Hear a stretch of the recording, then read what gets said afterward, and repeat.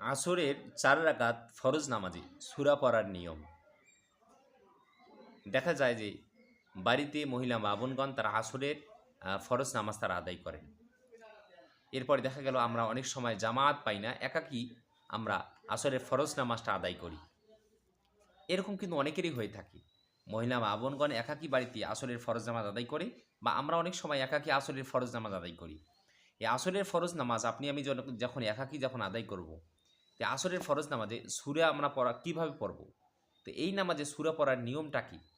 আজকের ভিডিওতে আমরা আসরের 4 রাকাত ফরজ নামাজে সূরা পড়ার নিয়ম সম্পর্কে আমরা পুঙ্খানুভাবে পরিপূর্ণভাবে আমরা জেনে নেব ইনশাআল্লাহ।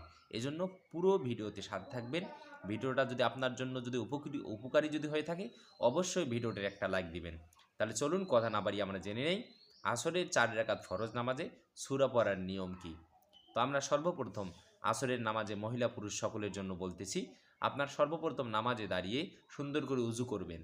কারণ নামাজের চাবি কিন্তু উজু। আপনার আমার উজু যদি না হয় ভাই, তাহলে কি নামাজ পড়ে কি নেই, কোনো লাভ নেই। সুন্দর করে উজু করবেন। উজু করার পর জায়নামাজে দাঁড়াবেন। দাঁড়ানোর পরে আপনি আমি যে নামাজটা পড়তেছি এটার জন্য মনে মনে একটু সংকল্প করব, নিয়ত করব। কারণ নিয়ত করা হলো ফরজ। নিয়ত না করলে আপনার আমার কি হবে না, নামাজ হবে না। তো জায়নামাজে দাঁড়িয়ে আমরা মনে মনে একটু সংকল্প করব, হে আল্লাহ, আমি আসরের 4 রাকাত ফরজ নামাজ কিবলামুখী হয়ে আদায় করতেছি, আল্লাহু আকবার। এরকম করে আমরা মনে মনে সংকল্প করব, নামাজের নিয়ত করব। নামাজের নিয়ত করা হয়ে গেলে আমরা আল্লাহু আকবার বলে তাকবীরটা দেব। এই তাকবীর দেওয়া হচ্ছে ফরজ। তাকবীর দেওয়ার পরে আমরা হাত বাঁধবো। আল্লাহু আকবার বলে তাকবীর দিয়ে কি বাঁধবো? হাত বাঁধবো। হাত বাঁধার পর আমরা সানা পড়ে নেব, সুবহানাকা আল্লাহুম্মা ওয়া বিহামদিকা ওয়া তাবারাকা ইসমুকা ওয়া তাআলা জাদ্দুকা ওয়া লা ইলাহা গায়রুক।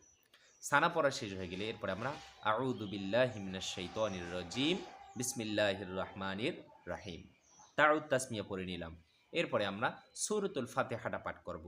আলহামদুলিল্লাহি রাব্বিল আলামিন আর রহমানির রহিম মালিকি ইয়াউমিদ্দিন ইয়াকা না'বুদু ওয়া ইয়াকা নাস্তাঈন ইহদিনাস সিরাতাল মুস্তাকিম সিরাতাল লাযীনা আন'আমতা আলাইহিম গায়রিল মাগদুবি আলাইহিম ওয়ালাদ-দাল্লিন আমিন। এটা পড়া শেষ হয়ে গেলে আমরা পড়ব বিসমিল্লাহির রহমানির রহিম। পড়ার পর আমরা আরেকটা সূরা মিলাবো, যেটাকে বলা হয় জোড়া সূরা। সূরাতুল ফাতিহার সাথে আরেকটা সূরা মিলাতে হয়।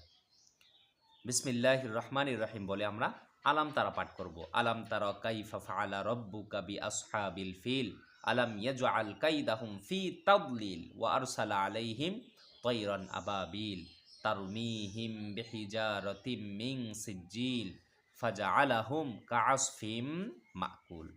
পড়া শেষ হয়ে গেলে আমরা আল্লাহু আকবার বলে রুকু করব। রুকুতে যাওয়ার পর আমরা রুকুর তাসবিহটা পাঠ করব, সুবহানা রব্বিয়াল আযীম সুবহানা রব্বিয়াল আযীম সুবহানা রব্বিয়াল আযীম।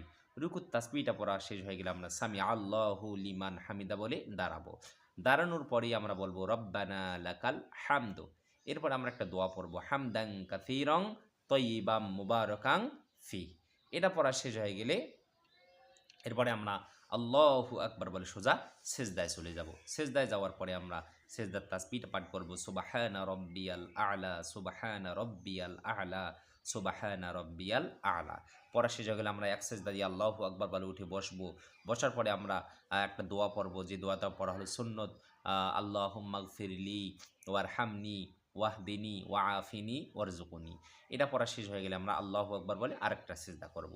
করার পরে আমরা সিজদার তাসবিহটা পড়ব, সুবহানা রব্বিয়াল আ'লা সুবহানা রব্বিয়াল আ'লা সুবহানা রব্বিয়াল আ'লা।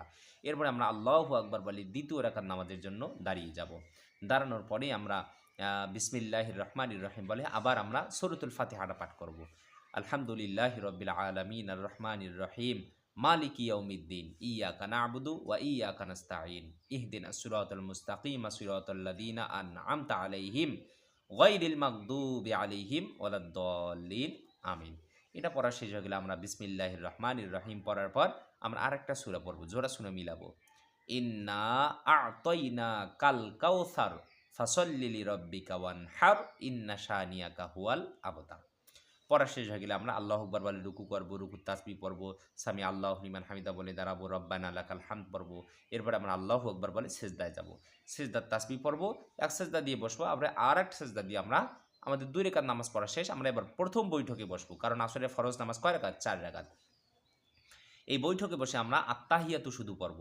আত্তাহিয়াতু লিল্লাহি ওয়াস সালাওয়াতু ওয়াত তাইয়্যিবাত, আসসালামু আলাইকা আইয়ুহান নাবিয়্যু ওয়া রাহমাতুল্লাহি ওয়া বারাকাতুহু, আসসালামু আলাইনা ওয়া আলা ইবাদিল্লাহিস সলিহিন, আশহাদু আল্লা ইলাহা ইল্লাল্লাহু ওয়া আশহাদু আন্না মুহাম্মাদান আবদুহু ওয়া রাসূলুহু।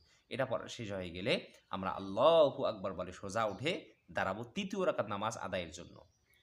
তো মনে রাখতে হবে, ফরজ নামাজ যদি 4 রাকাত বিশিষ্ট হয়, তাহলে শেষ 2 রাকাতে শুধু সূরাতুল ফাতিহা পড়তে হবে। এর সাথে কি জোড়া সূরা মিলানো যাবে না। যেহেতু আসরের ফরজ নামাজ 4 রাকাত, তাহলে শেষ 2 রাকাতে জোড়া সূরা মিলানো যাবে না, শুধু সূরাতুল ফাতিহা পড়তে হবে। আলহামদুলিল্লাহি রাব্বিল আলামিন এই সূরাটা পড়তে হবে। তাহলে প্রথম 2 রাকাতে আমরা জোড়া সূরা পড়েছি, আর শেষ 2 রাকাতে শুধু আমরা কি পড়ব? সূরাতুল ফাতিহা পাঠ করব। সূরাতুল ফাতিহা আমরা 2 রাকাতেই পড়ার পরে আমরা শেষ বৈঠকে বসবো। শেষ বৈঠকে বসে আমরা আত্তাহিয়াতু পড়ব, দরুদ শরীফ পড়ব, দোয়ায়ে মাগফিরাত আমরা পড়ে কি ফিরাবো? সালাম ফিরাবো। এরকম করে আসরের 4 রাকাত ফরজ নামাজে আমরা কি পড়ব? সূরা কেরাত এভাবে আমরা সুন্দর করে মিলাবো।